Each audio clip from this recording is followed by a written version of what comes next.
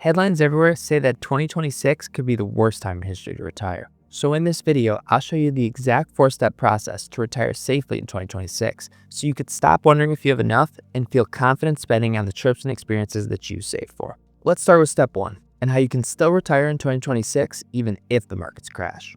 This chart shows every bear market drops of 20% or more in the last 80 years. In the worst drops, the market fell around 50%. So with all the talk about the next big crash happening in 2026, the key to retiring is making sure your plan can handle a drop like this. So let me show you how you can do this, using Jim and Lisa as an example. This page shows their plan and all the risks they could face in retirement.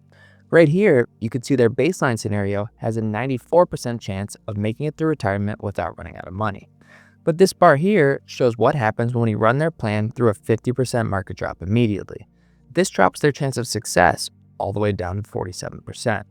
Because their retirement paycheck depends on selling stocks, a drop like this could force them to either work longer or cut back on spending. But let's go back to the same chart showing bear markets and look at this last column. Historically, even the worst bear markets recovered within 5 years. So here's what we did for Jim and Lisa. Right now, they're totally invested in stocks. If they retire into one of those same bear markets, they'd be forced to sell at a loss to pay the bills. But by making one small change, when we go back and stress test their portfolio against the same 50% drop, now they have a 90% chance of success. So what did we change? And by the way, if you want access to this same software to see how a market drop and all of these different risks could affect your plan in just a few minutes, I'll include a link to get free access below. But as you can see, instead of keeping all their money in stocks, we took their next 5 years of expenses and moved that into safer assets like bonds and cash. This builds a 5-year paycheck so that they can still stay invested in the market, but have enough set aside to avoid selling stocks while they're down. So that's the first step to making sure you can retire. By building your own 5-year paycheck, you can stay invested in the market without risking your retirement. But once you defend against a downturn, step 2 is what gives you permission to actually spend your money without fear of running out. And this is what Jim and Lisa did to feel confident taking their dream trips in their 60s while they still had the health and energy to enjoy them. This page shows the percentage of their savings they're spending each year.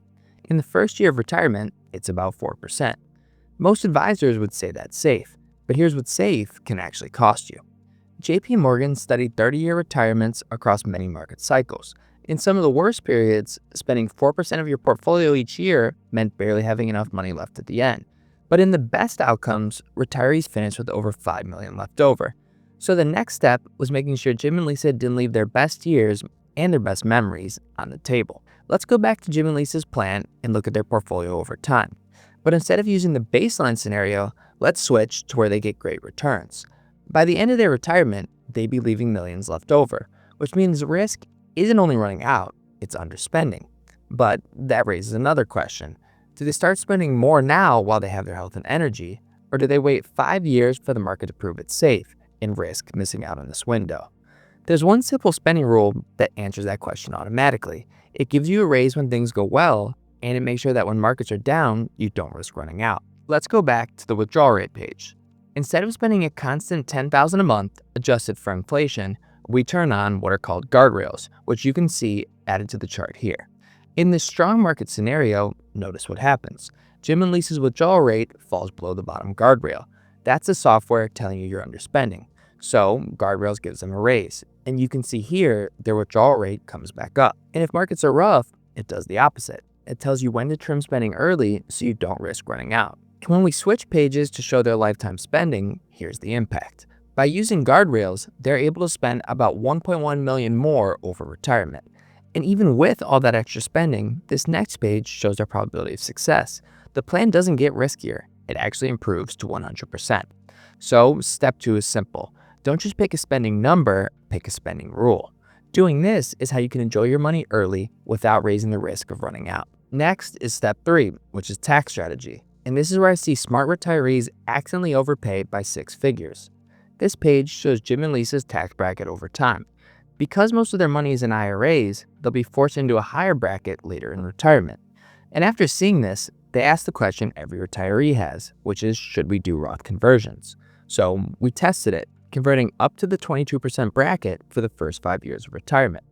In doing this, cut their projected lifetime taxes by over $300,000. But Roth conversions only work if you pair them with the right retirement paycheck. And let me show you how getting that wrong could turn the same strategy into a six-figure mistake. While Jim and Lisa are doing Roth conversions, they still need money to pay the bills. And right now, the plan assumes their spending money comes from their brokerage account first, and the IRAs are left to grow while we do Roth conversions. But now, watch what happens if we change just one thing.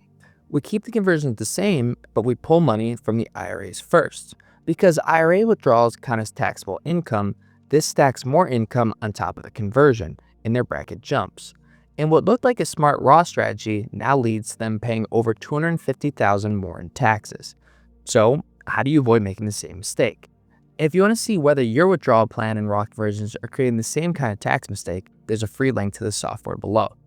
Instead of focusing on withdrawal order or Roth conversions, pick a bracket as your ceiling and fill it on purpose each year. So, for Jim and Lisa, what does that look like? Later on, they get forced into the 24 and 32% brackets, which is what we want to avoid. So for them, their ceiling might be the 22% bracket. The first goal is picking the right bracket. Then we choose the mix of withdrawals and conversions that gets them there. Step 4 is the risk of needing long-term care. And this is one of the biggest reasons couples hesitate to retire or spend confidently. Because it's not one expense you can look up and budget for. It could be help at home, assisted living, or nursing home care. And on top of this, you don't know how long it could last. So with all that uncertainty, most people default to holding back on spending so they know they'll have enough left to cover this. But planning for this is simpler than you'd think. The first thing we do is build in a base case. This is something we add into every plan, and it's typically 2 years of in-home care at the end of the plan. This might not be enough, but it's a good point to start from. Now, we stress test it. Right here, you can see the base case, 2 years of care, and their plan has an 85% probability of success.